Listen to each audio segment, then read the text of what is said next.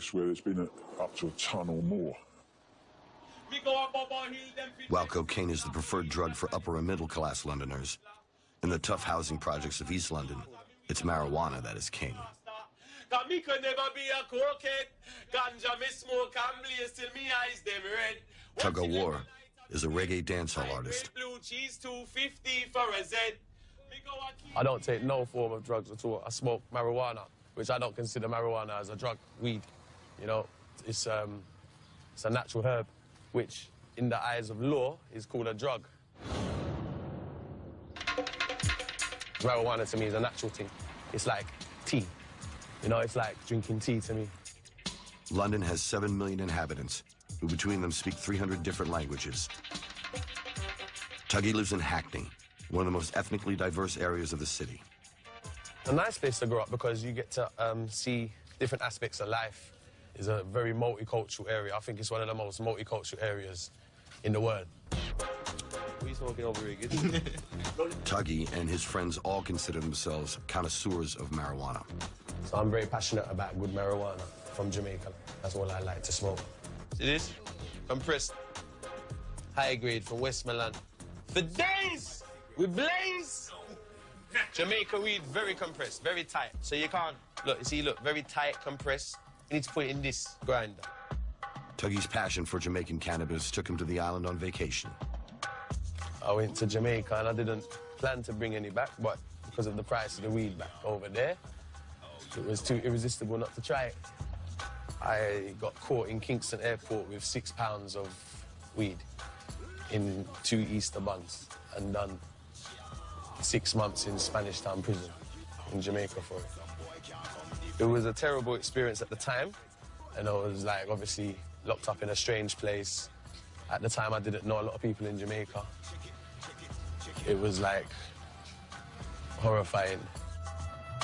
Check it out now. But Tuggy had one skill that would ensure his survival in Jamaica's toughest correctional facility.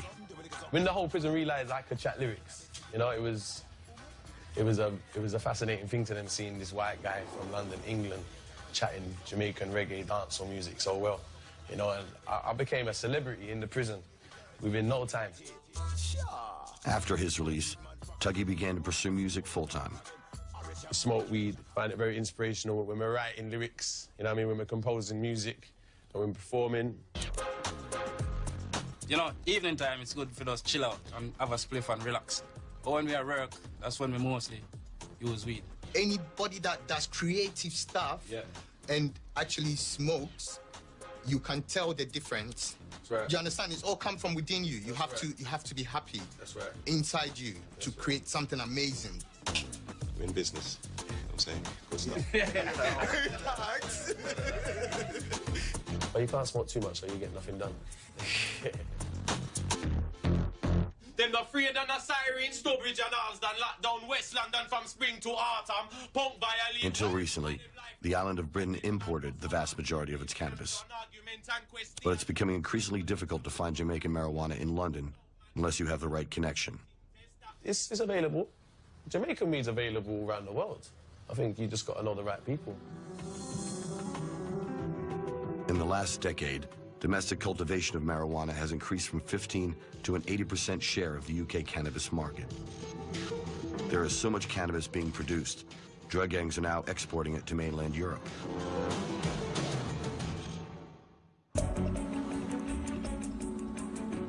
Just south of London in suburban Kent, Detective Dave Godden from the Serious and Organized Crime Unit has witnessed an explosion in cannabis farms. The ones that we've investigated under Operation Nursery have certainly been the biggest I've experienced, the biggest I've seen. The network just continues to spread. We found premises of various different sizes, and we're familiar with the rental of small houses extending to large-scale industrial units. Operation Nursery is an ongoing 4-year investigation into cannabis production on an industrial scale. From our experience, it seems to be dominated by Vietnamese and Chinese nationals.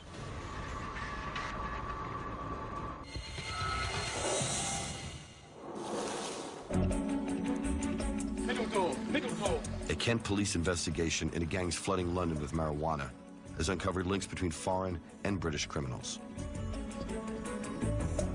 Local drug kingpins provide investment and property for the illegal grows, while the Vietnamese bosses supply cheap labor. As this police video shows, the cannabis farmers are poor, illegal immigrants.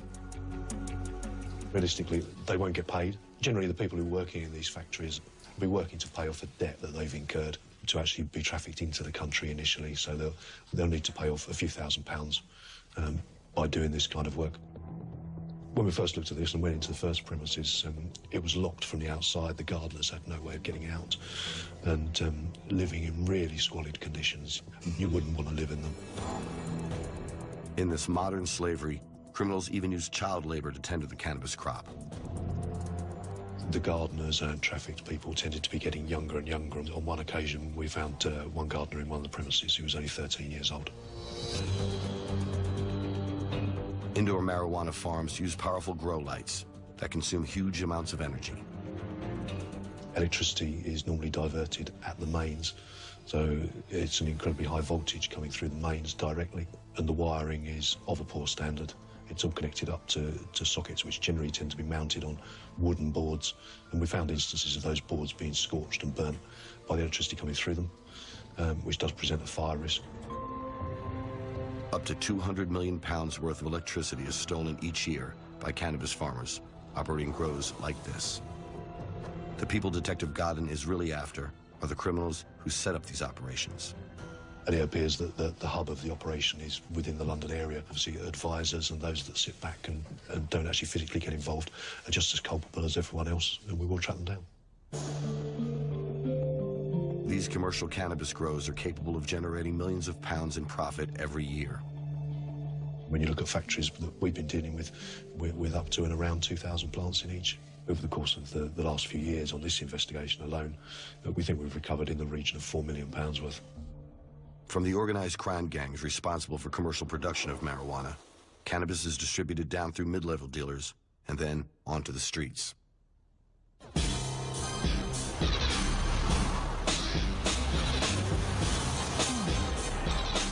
In South London, Pepe is a low-level weed dealer.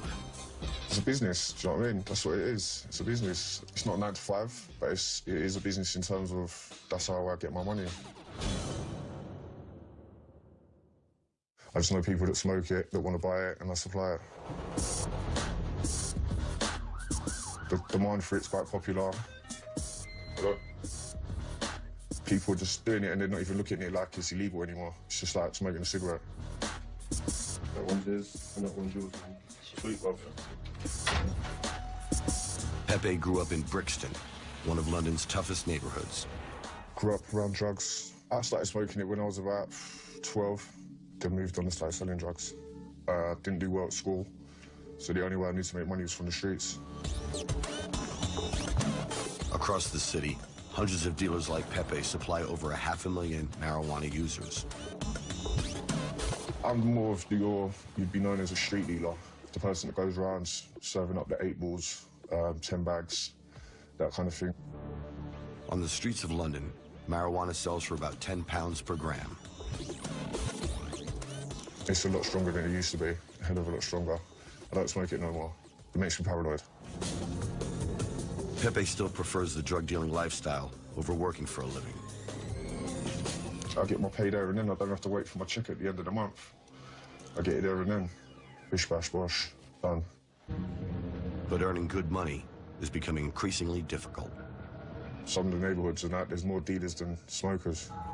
It means you make less, because then what you have to do is beat the rivals by giving people more for their money, and then it means less profit. There are so many dealers in London selling marijuana and cocaine that the competition on the streets is fierce. I've got access to weapons and access to people that will use them. Swords, guns, stun guns, pepper gas, you name it, it's there if you need it.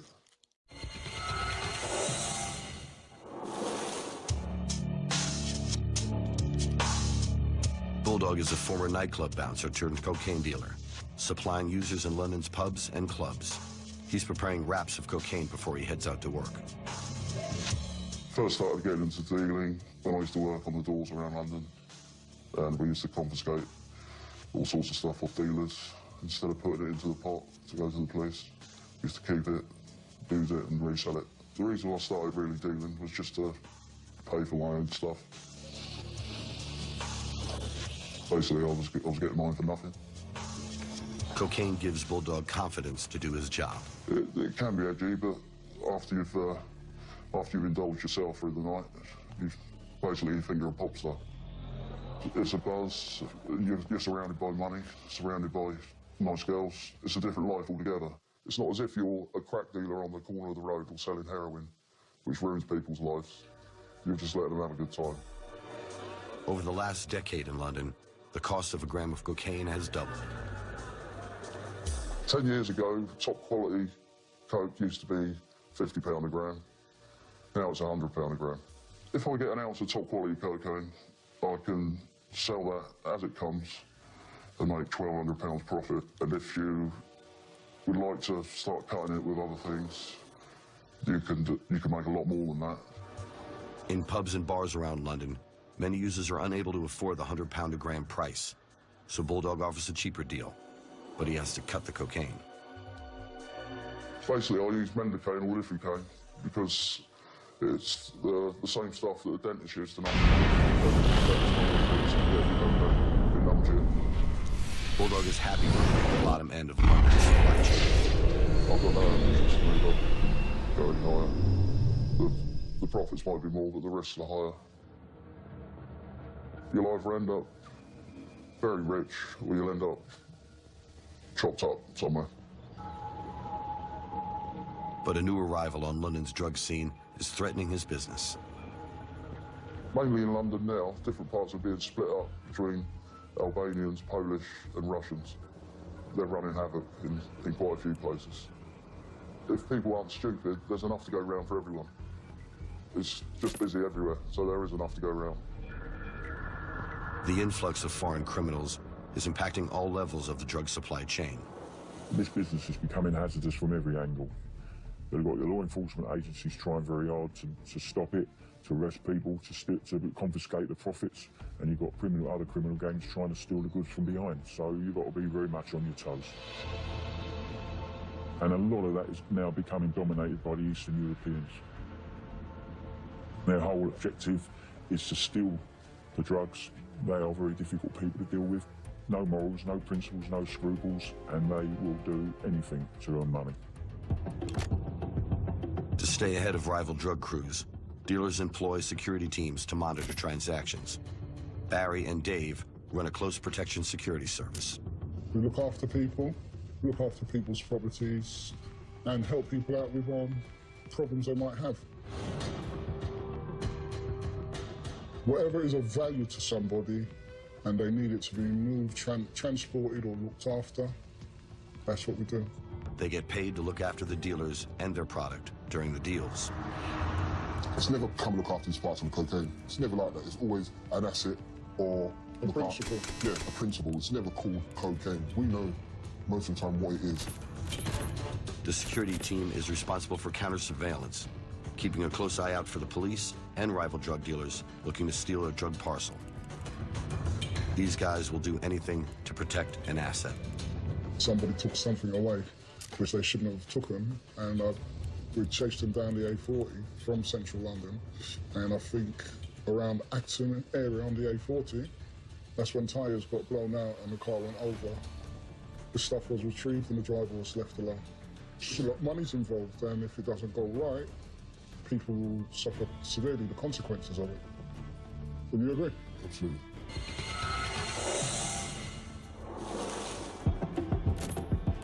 The security team specializing in the protection of a drug shipment is now on home turf.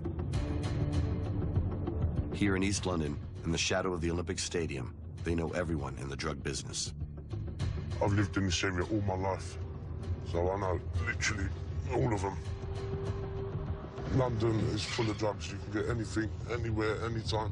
There's not a drug that they don't sell around here. You get weed, you get cocaine, crack cocaine, heroin, Mandy, and DNA. Hey, this is a battle of attrition. Target and destroy all enemy forces. Teams of lookouts, known as spotters. They basically warn them